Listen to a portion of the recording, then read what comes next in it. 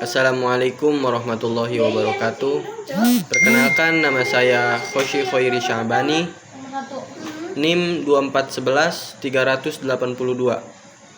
Saya dari kelas H1D, jurusan Hukum Ekonomi Syariah. Di sini saya akan membuat video untuk memenuhi tugas ujian akhir semester dari dosen Pak Arif Rahman dengan mata kuliah pengantar ilmu hukum. Dan di sini saya akan mengambil judul yaitu sistem hukum. Sistem berasal dari bahasa Yunani yaitu sistema, yang diartikan sebagai keseluruhan yang terdiri dari macam-macam bagian. Sistem bisa diartikan sebagai suatu susunan atau tatanan yang teratur, suatu keseluruhan yang terdiri atas bagian-bagian yang berkaitan satu sama lain, tersusun menurut suatu rencana atau pola hasil dari suatu penulisan untuk mencapai suatu tujuan. Dalam suatu sistem yang baik tidak boleh terdapat suatu pertentangan antara bagian-bagian. Selain itu, juga tidak boleh terjadi duplikasi atau tumpang tindih di antara bagian-bagian itu. Pemahaman umum mengenai sistem mengatakan bahwa suatu sistem adalah suatu kesatuan yang bersifat kompleks, yang terdiri dan sistem bagian untuk mengetahui keberadaan sistem hukum. Maka harus diletakkan 8 asas yang dinamakan Principles of Legality, yaitu sebagai berikut. Yang pertama, ada suatu sistem hukum harus mengandung peraturan-peraturan. Yang kedua, ada peraturan-peraturan yang telah dibuat itu harus diumumkan. Yang ketiga, tidak boleh ada peraturan yang berlaku surut. Yang keempat, peraturan-peraturan harus disusun dalam rumusan yang bisa dimengerti. Yang kelima, ada suatu sistem tidak boleh mengandung peraturan-peraturan yang bertentangan satu sama lain. Yang keenam, peraturan-peraturan tidak boleh mengandung tuntunan yang melebihi apa yang dapat dilakukan. 7.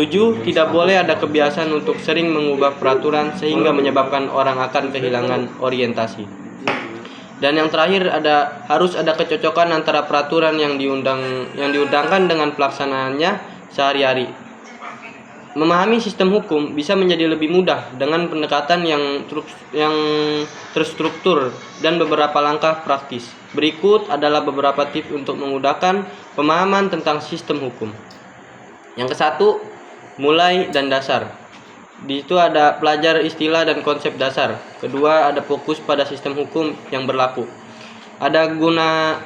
Gunakan sumber belajar yang tepat, yaitu ada buku-buku dasar hukum, kursus online, dan artikel dan jurnal.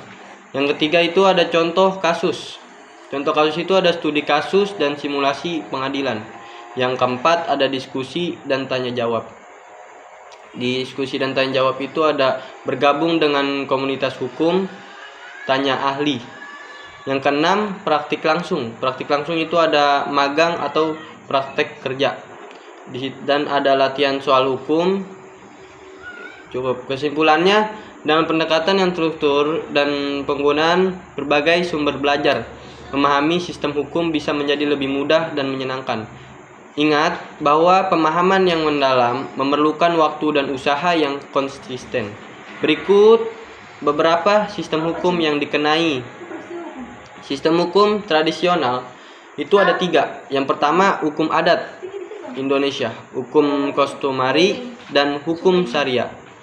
Sistem hukum modern itu ada 3, hukum sipil, hukum umum, dan hukum sosialis. Sistem hukum campuran itu ada 3. Yang pertama, hukum perdata, hukum sipil plus hukum syariah, contoh Mesir dan Turki. Yang 3, hukum adat dan hukum sipil, contohnya Indonesia. Sistem hukum khusus itu ada 4, hukum internasional, hukum perdagangan internasional, hukum lingkungan, dan hukum humaniter. Sistem hukum berdasarkan sumber itu ada hukum tertulis dan berdasarkan undang-undang. Kedua, ada hukum tidak tertulis berdasarkan kebiasaan dan tradisi. Yang ketiga, hukum jurisprudensi berdasarkan keputusan pengadilan. Sistem hukum lain itu terdiri dari hukum konstitusi. Yang pertama mengatur struktur dan fungsi pemerintah. Yang kedua ada hukum administratif, yaitu mengatur kegiatan pemerintah. Yang ketiga hukum pidana, yaitu mengatur kejahatan dan hukuman. Cukup sekian video pemaparan materi dari saya. Kurang lebihnya mohon dimaafkan. Wallahul muwaffiq ila aqwamit thoriq. Wassalamualaikum warahmatullahi wabarakatuh.